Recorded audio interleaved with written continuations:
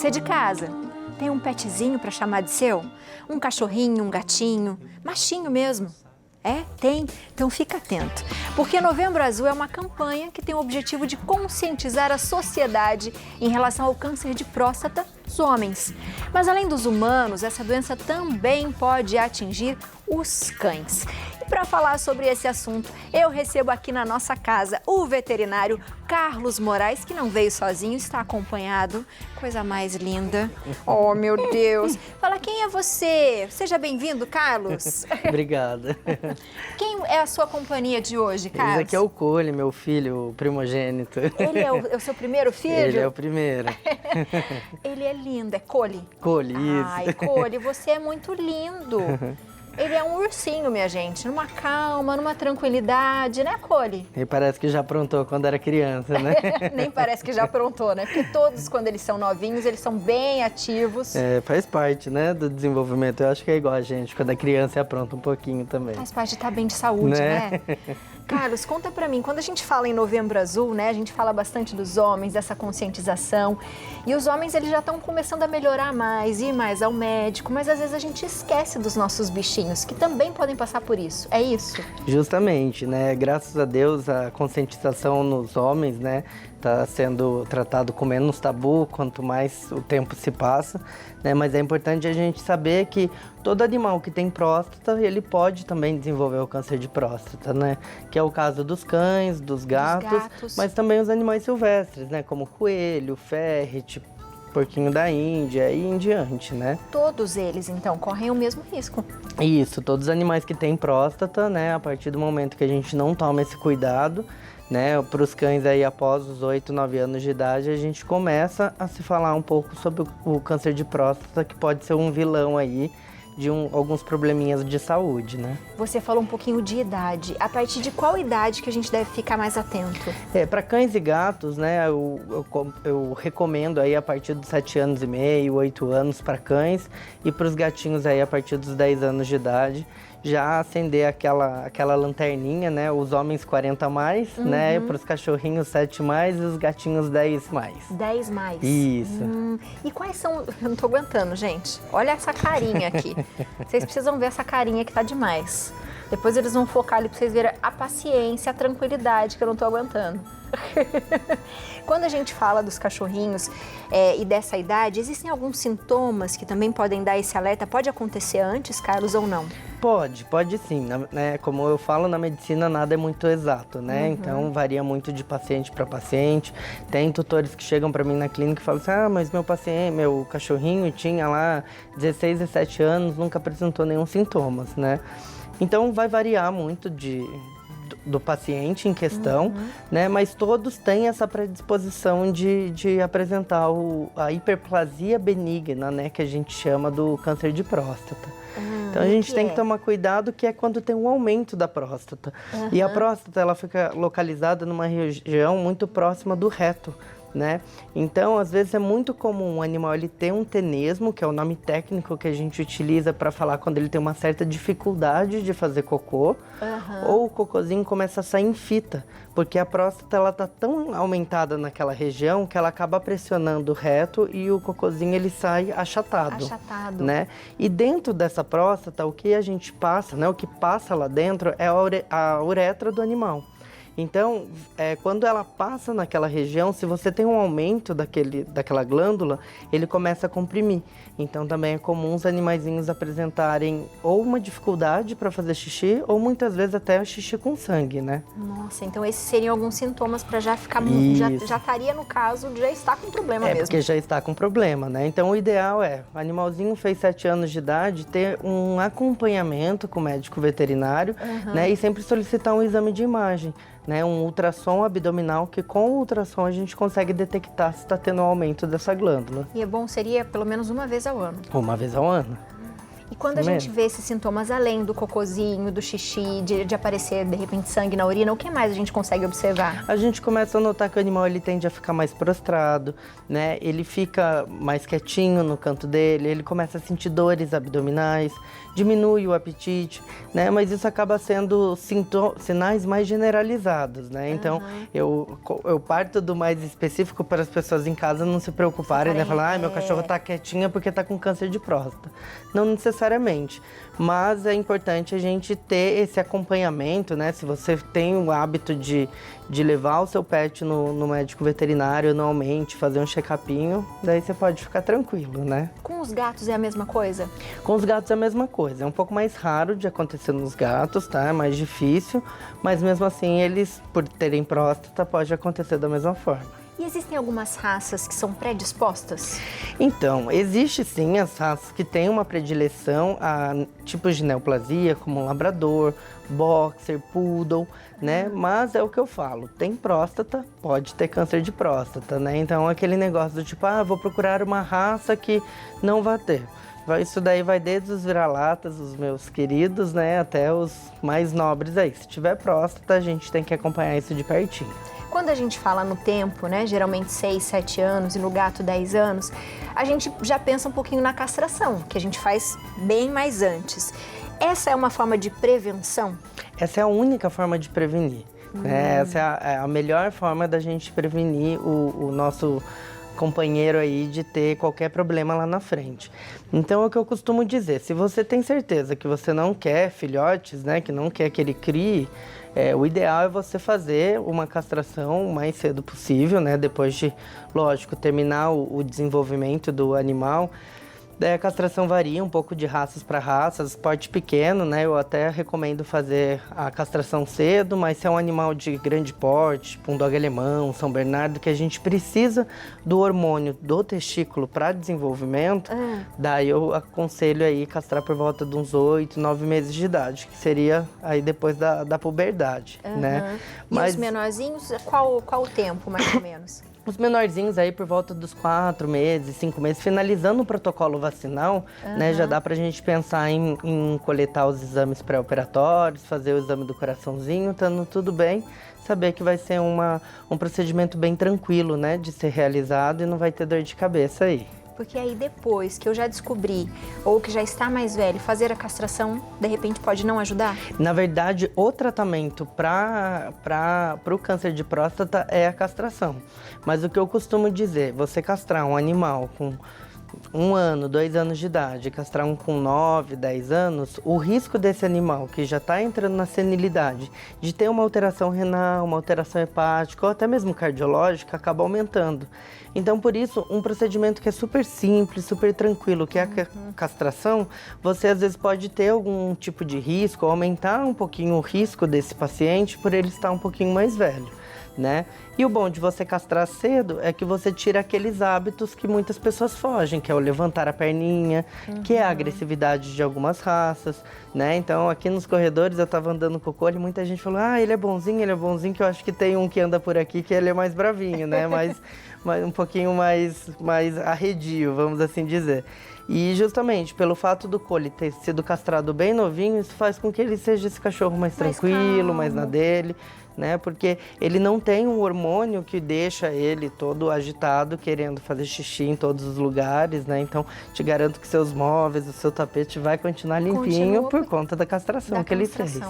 Que também previne outras doenças, não é? Sim, com a castração, a gente diminui a quantidade hormonal circulante, né? Então, por exemplo, o Spitz alemão, que é uma raça que pode ter uma doença chamada alopecia X, que é uma falta de pelagem que dá toda na região do bumbum, né? E muitas vezes pode estar relacionada com o hormônio da testosterona. Então, é muito comum os endocrinologistas veterinários indicarem a castração para esses animais quando não são castrados e apresentam esse tipo de alopecia X. Quando a gente fala de câncer de mama, existe uma forma da gente também fazer o autoexame. No de próstata também tem? Não, infelizmente não, porque até nos cães e nos gatos, nos animais, a gente não faz o exame de toque, né? E por exame de sangue a gente não consegue detectar, a não ser quando ele esteja muito avançado. Então a única forma da gente realmente diagnosticar um câncer de próstata em cães é com ultrassom abdominal, porque daí ele consegue ir lá, né, ver a próstata, o tamanho que tá, se tá redondinho, se tá bilobada e consegue ver o tamanho também da próstata. É a única forma da gente fazer. É a única forma. E o tratamento, além da castração, existem outras formas de tratamento? Infelizmente não. A gente tem que, quando a próstata está muito aumentada e começa a dar problemas de micção ou para defecar, muitas vezes a gente tem que fazer a remoção da próstata. E daí a gente entra numa fase um pouco mais complexa do câncer de próstata, porque como é uma região muito inervada, isso pode dar uma incontinência tanto urinária como de cocôzinho, né, por conta da região do ânus. E daí tem que mandar esse órgão para fazer uma análise, né, histopatológica, que a gente chama. E nessa análise, caso constate que o câncer é um câncer agressivo, é um câncer maligno, daí o animalzinho tem que passar por todo o processo de quimioterapia também. É isso que eu ia perguntar. Existe também a forma de fazer a quimioterapia com eles? Existe. Graças ao bom Deus, né, 97 a 98% dos cães machos apresentam a hiperplasia prostática benigna. Né? Então, é somente 2% a nossa incidência aí de câncer maligno. Então, o primeiro passo é o quê? A gente faz a castração e depois de 30 dias a gente repete esse exame de ultrassom para ver se a próstata está regredindo. Se ela estiver diminuindo, é porque ela respondeu e o vilão era o hormônio produzido pelo testículo. Agora, se ela continua aumentando, daí a gente tem que pensar na fase 2 aí do tratamento de próstata. Isso é muito importante. Quando a gente fala de castração, né, ainda existe essa dificuldade de compreender, mas tadinho, vai sofrer. Não, a gente está evitando grandes problemas, né, Carlos? O que eu costumo dizer, eu tenho mais dó do animal não castrado do que do animal castrado. Porque o cão, por ele ter um olfato muito mais apurado do que o nosso, por exemplo, num prédio que a gente mora, tem uma cachorrinha no cio a 4, 5 andares acima ou abaixo. Pra gente, não vai mudar nada. Né? Para eles vão sentir o cheiro. Então, por isso que eles começam a demarcar o território dentro da própria casa, do próprio apartamento, com vontade de cruzar. Né? Então, a partir do momento que você castra esse animal, você tira essa vontade. Então, é a mesma coisa, você vê uma criança passar com doce na frente dele e não poder dar. Né? Então, eu brinco que o cachorrinho que não é castrado, ele está em constante estímulo para que ele possa, né, cruzar e procriar a espécie que é natural deles, né? Então, quando a gente fala, dá dó, eu tenho dó do que não é castrado, tem essa vontade, né? E aí, quando a gente vai fazer a castração, são feitos exames para você ver se o cachorrinho tá bem, né? Exame de sangue, do coração. Só vai fazer depois que o cachorrinho passar nesses exames, é isso, né? Justamente, o ideal é isso, né? Infelizmente, existem locais que não, né, fazem todo esse preparo do paciente, mas se você procurar em veterinários de qualidade aí na sua cidade, né, com certeza ele vai pedir uma bateria de exames. É a mesma coisa que a gente, né? Eu jamais entraria numa mesa cirúrgica sem fazer um check-up para saber se eu tô bem e que minha anestesia vai correr tudo bem, né? Então eu não faço essa diferenciação de animal e humano, né? Para mim eu trato tudo igual. Então a gente precisa realmente ver que tá tudo bem e é igual o homem que faz a vasectomia, né? Normalmente o homem faz de manhã, vai embora no mesmo dia. O cãozinho macho funciona da mesma forma. A diferença é que neles a gente retira as glândulas testiculares, né? Então a gente tira as bolinhas, que é quem produz o hormônio que causa o câncer de próstata, e a recuperação tende a ser bem tranquila, né? Então, nos que são um pouquinho mais sensíveis, que o homem sabe como é, né? A gente pisou perto e já tá chorando, com uma dor de cabeça, né? A gente aguenta menos aí que a mulherada. Então, tem uns cãezinhos ou outros que precisam ficar 24 horas aí com a gente de observação, mas isso são nos casos mais complexos aí. Normalmente a gente faz de manhã 4 horas da tarde já tá pulando Já dentro tá. da bainha deles lá, do bercinho, querendo ir pra casa. O meu a gente fez e foi bem tranquilo mesmo, a gente estava com receio e foi muito tranquilo, realmente muda muito. E a gente está falando dos machinhos, mas isso também acontece com as fêmeas, né? Sim. Também é necessário e é o mesmo período de tempo. O mês passado a gente fez, né, bastante campanha por causa do Outubro Rosa. E é a mesma importância. A fêmea a gente consegue, né? Quando a gente pega a fêmea, né? E coloca elas de barriguinha pra cima e vê as tetinhas, a gente consegue, na palpação, sentir, né? Um grãozinho de arroz. Então é fácil de identificar. O dono de casa mesmo, ele consegue fazer o autoexame na cachorrinha, né? Mas no caso dos machinhos, eles ficam mais aí dependentes do médico veterinário, né? E uma coisa que eu até ressalto é a atenção para aqueles que só têm uma bolinha, né? Quando você palpa, você só sente uma. Normalmente a outra, ela tá dentro do abdômen ou subcutânea. E esses animais que só têm uma bolinha, né? Que a gente tecnicamente chama eles de criptorquida, a gente tem a necessidade de fazer essa cirurgia de castração quanto antes, porque como não tem a termorregulação, né, do testículo com o saquinho, a gente faz com que aquele testículo que está dentro do abdômen ou no subcutâneo, ele se superaqueça. E por conta disso, ele aumenta a chance de dar câncer daí no testículo, que se não for tratado, migra para um câncer de próstata. Nossa, que importante essa informação. Então, muito interessante a gente observar mesmo os nossos bichinhos para saber. Muito bom isso. Carlos, tem uma perguntinha para você. Lógico, vamos lá. Vamos lá. Para a nossa pergunta, Fernandinha Viana, de Vitória, Espírito Santo. A comida que ele come pode dar câncer de próstata? Tem vacina para não dar câncer de próstata no animal? Uma boa tarde para você, Fernandinha. E aí, Carlos? Então, aí o que, né, eu poderia passar como clínico geral, não oncologista, é que existem sim alguns tipos de alimento, né, que hoje em dia vem se falando de uma predisposição de causar câncer. Não só o de próstata, mas de uma forma geral, né? Então tá muito em alta hoje em dia a alimentação natural, né? Que a gente está tirando os animais da ração e migrando para o que eles estão acostumados a comer, tá? Mas em relação à vacina, não existe nenhuma vacina específica para a gente tirar aí o câncer de próstata deles, né? Seria incrível tanto para eles como para nós homens, né? Nossa, seria incrível mesmo, seria Mas incrível. É a prevenção mesmo, é o check-up anual aí com o médico veterinário que vai garantir, né? E pensar na castração aí dos animaizinhos aí, ó, com mais de 4 anos, que daí já não é nem mais recomendado que eles criem, né? Boa, é bom a gente ficar atento. Eu preciso abraçar ele, Lógico. Ele vai gostar Cole, disso. Um pouquinho de abraço da tia, que a tia não aguenta, Cole. Ai, meu Deus. Ai, meu Deus. Ai, meu Deus, tia. Ai, um momento fofura, por favor, minha gente, que eu precisava disso. Ai, que gostoso. Ele é muito sem vergonha. Você gosta de carinho? Gosta? Você gosta, meu amor? Ai, que delícia de lambezo. Nossa! Que a gente dê muito carinho para os nossos bichinhos, os nossos animaizinhos, os nossos coleguinhas, os nossos parceiros, os nossos filhinhos, né? Cada um tem um jeito de chamar. Bem isso. E que a gente preste atenção no que eles comem, né? Na saúde, se eles estão bem, se eles estão alegrinhos, né? Isso é sempre importante, né, Carlos? É muito importante, né? A função principal aí do pet é dar e receber amor, né? E uma forma que a gente pode dar amor para eles é justamente mantendo a saúde deles em dia, né? Então, trabalhar com a prevenção, né?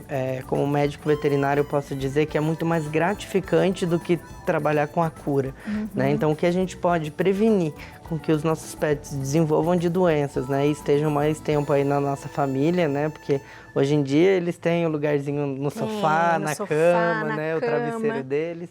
Então, quanto melhor a gente puder cuidar da saúde e garantir que eles tenham uma longevidade maior com qualidade de vida, eu acho que é o objetivo, é a nossa forma de demonstrar amor para eles. Com certeza. Muito obrigada. Prazer. Passe suas redes sociais para todo o Brasil. Se você tem dúvida, entre em contato com o Carlos.